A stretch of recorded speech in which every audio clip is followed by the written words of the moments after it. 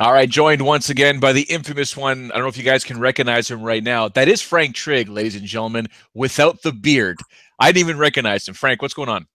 Another normal day. Just hairless. You look Yeah, younger. You look so much younger now. Actually, you don't yeah, look younger. You look, I guess, just flat out different. yeah. Look, it's funny how much the beard actually changes your full on appearance. Like it's a completely different look. And I've been and yeah, everyone's saying you look younger. I look like 10 years younger without the beard, but it is. And like a lot of people are like, oh, let's just keep it that way because I get a lot of work with the beard, but also get a lot of work without the beard. It just depends on what happens. So like I had to shave it off last week for. I was doubling two different actors on two different shows, and I had to take it off. Like one had a weird cut, and then the other one was like a little bit grayer. So I had to. I was like, when I got home, I was like, okay, I just got to take it all off and start from fresh. That's what we're doing now. Well, speaking from, I don't know if it's really starting from fresh or having to regroup. And pardon, ladies and gentlemen, boxers, boxing aficionados out there, if I pronounce it wrong. I'm from the Italian side, so it's Malinaggi to me. But from everyone else, Paulie Malinaggi and Conor McGregor, this whole thing, you and I were talking off air. It's almost like, it's as bad as it sounds to me. It's like the gift that keeps on giving.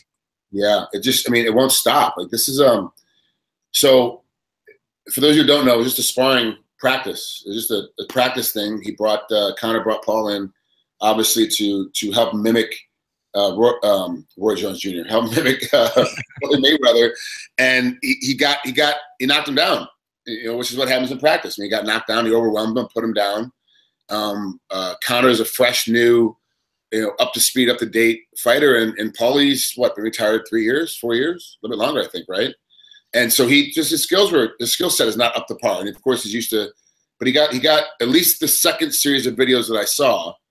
He didn't really get knocked out where like Conor's like, oh, I knocked him out. As Conor's camera was like, I knocked him out. He got knocked down, which happens in practice all the time. He hit him, he fell down, he got up. It wasn't like he was dazed, went right back after it, but they made a big deal. What's weird to me is that Paulie started going on the damn talk shows and trying to talk about that's not really what happened, of course, and he's right in what he's saying. It's Conor's camp. So it's Conor's cameras. So it's Conor's guys. They're going to edit it and put it out however they're going to want to edit and put it out. Paulie, you signed up for it when you walked in the door. I'm sure you signed some kind of contract. I'm sure you signed some kind of deal. But man, is this not great fodder? And like I said before, to me, it's the dumbest fight ever put together. I don't understand why the Nevada Athletic Commission signed for this fight. I don't get why they're trying to have a professional boxer that's 49-0, the best boxer of all time right now because of his record, versus a guy that's never fought professionally boxing in his life. Like, this makes no sense. But man, are they getting me for every single tweet, post, interview? And yes, they're getting me for the pay-per-view. If I can't get my tickets to actually go to the fight, I am absolutely buying this card. And it's the dumbest fight ever. And I am 100% on board. Man, Paulie's making it better. He's absolutely making it even more enjoyable to watch. Who knows what really happened? The video shows one thing. Conor's got an opinion. Paul's got an opinion. It doesn't matter because these guys are just talking about it all the time. It is legitimately, Joe, like you said, the gift that keeps on giving. It just won't stop. And it's going to go through. Now that we saw I'm sure you saw the open workout with McGregor, his whole stance and style and what he was doing. Like literally, I thought somebody sent me the link. I didn't watch it live. They sent me the link, and I was like, "Oh, it's kind of just messing around. Like this really isn't the open workout. This is some video that kind of put out saying this is how he boxes." But that was really what he was doing in the open workout. I'm like, this is what he's doing in the open workout, and it's legit. And he's gonna try and box like that. He's gonna get slashed. I mean, it's not gonna be a fight. This is gonna be stupid. I'm hoping he's playing a pro wrestling edge gimmick on us, and we're all marks, and we're just grabbing onto it like. Because it is the most horrific style I've ever seen in my entire life. And Mayweather will pick it apart within the first round, if that's indeed what he uses. Hopefully it's not, so we can at least get to the third or fourth round. So we have a little bit of hope in there. But yeah, this is the Paulie deal. I don't understand it. I don't get it because sparring is sparring. You leave it in the room. It doesn't matter. If you beat me up on Thursday and I beat you up on Friday, we don't go to the table and tell everybody about it. We just kind of leave it alone. But Conor started. He pulled the first shot by releasing the video, and now it's out. Yeah, I've said it before. I'm not here to pick sides. I could care less whatever happens in this whole scenario. Somewhere in the middle is the truth. But it's just every time I look over to my phone, there's something new. There's something else that came out of it. Whether it's Paulie saying something, Conor's peep saying something, Conor slightly saying something, Dana White releasing the video. It's just like I said, it's a gift that keeps on giving. So I'm having a great time as we lead up to this fight. You did mention Conor McGregor and what he was doing in the open workouts. I don't believe that's how he's going to box, because if he does, he's going to be in big, big trouble. But Floyd Mayweather also came out and said, I can't go the distance with this guy. That would be an embarrassment. I have to finish this guy. What do you make of that? Well, it's true. I mean, if he goes 12 rounds with the greatest boxer of all time, all of a sudden now you're like, well, boxing is just stupid. Like, this is dumb. Let's look at the facts. A man that's 49-0. Yes, he fought guys that were past their prime. Yes, he stalled. He stalled. He held out on the Pacquiao fight. He made the fight go late. He made the De La Hoya fight go late. He made all these other fights go late. Smart. That's what boxing. That's what you do. You pad your record. You build it up. You pick your fights where you can pick your fights where you know you're going to be able to win them. That's what he does. And that's what he did. And he won all 49 of those fights. And this fight will make him 50-0 of all appearances. Look at the other guy on the other side. Is kind of great MMA fighter. Yes. Is he a two champion weight class champ? Yes. Has he surprised the world and did he surprise us when he smashed Aldo so quick? Yes. Does he have the ability to be a great striker? Yes. Has he fought a great boxer in MMA and knocked him out? No. Has he fought a great striker in MMA and smashed him? No. Is he winning his fights in MMA? Absolutely. Does he have the boxing skill necessary to beat a strict boxer? No. This is a boxing fight. He is not going to win a boxing fight. It's the same thing as when people were saying GSP can make the Canadian Olympic team in wrestling. He should go try out for it. Even GSP, he never answered that question because he knew it was a complete falsehood. There's no way he could make it. Our junior team in America, the junior kid team, the younger kid team, would have blanked him. And that's how good GSP is at MMA and how amazing he is as a talent. I'm not taking anything away from him. I'm just saying in a pure wrestling match, he would have got smashed. Same thing with McGregor. This thing it's a money grab from both guys. If this goes 12 rounds, it is a complete embarrassment for boxing. It's going to go 5 rounds. It's going to make it to 5 rounds because McGregor is tough as nails. I always pick against him. I always bet against him. But the reality of it is I'm trying to chase money. I bet against him before when I thought he was going to lose, and I lost. And so you're just chasing that dream that you're going, okay, I'm going to make it up on one bet now with this guy. He is legit. It's a legit bet. If you put money down on McGregor for this fight, it's a legit bet. He has a shot. He's got that puncher shot. He's tough as nails. He could catch. It's a fight, and we all know how fights go. He could catch Mayweather. But the best guys in the world that are great at hitting guys and only hitting guys, that's all they do. They don't kick. They don't elbow. They don't knee. They don't take down. They don't armbar. They just punch. It's all they do. Couldn't hit him. So how are they going to – yeah, I know he's 40. I get that it's been 3 years. I understand that. It doesn't matter. His skill level is just that far ahead of everybody else. If this goes 12 rounds, even if he smashes Conor, every single round gets a couple 10-8 rounds in there and doesn't put him away, and it goes 12 rounds and has to go to scorecards, and they have to have an announcement at the end of it with I'm assuming it's going to be Michael Buffer. I mean, I don't know who the ring announcer is going to be, but I'm assuming it's Mike, and he has to go, and give the report. That's a complete embarrassment for boxing. He has to finish this guy to make any sense of this madness that's going on. I think it's going to be in the 5th round. Some of the guys I talk to think it's going to be later in the 7th or 8th.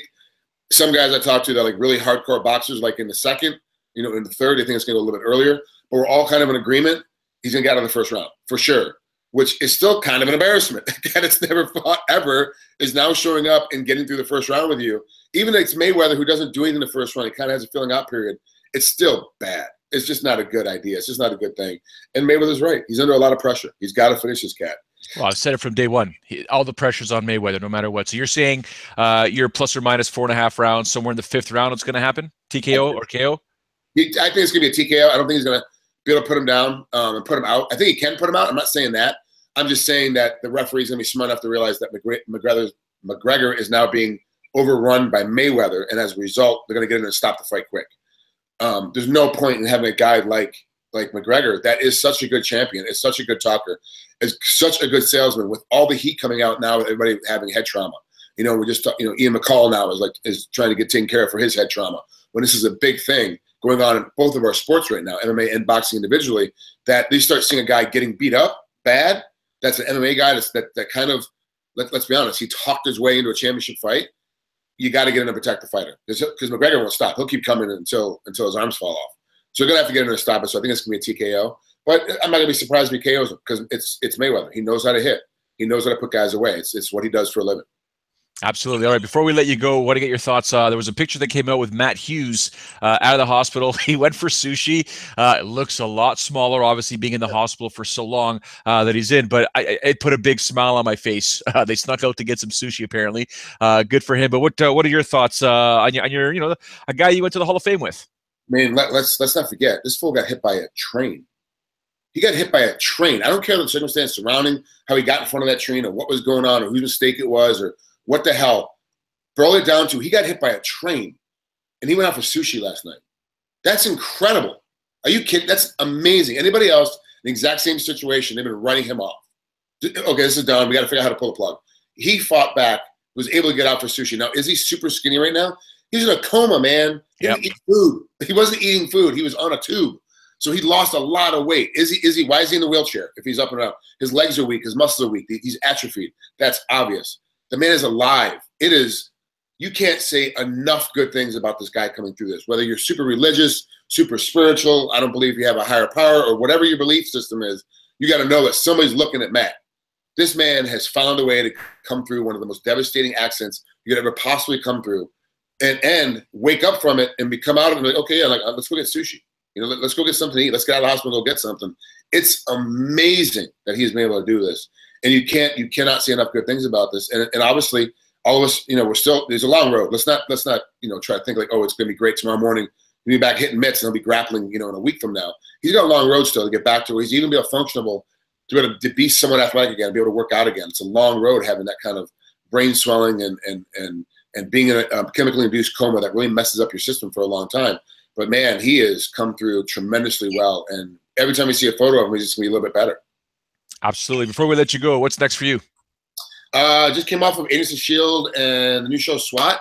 I think I got Hawaii Five-0 in a week or so, but this weekend I'm in, who am I working for? I'm in San Diego on Friday night, the 18th, reffing a camo event, which is the Amateur Association in California.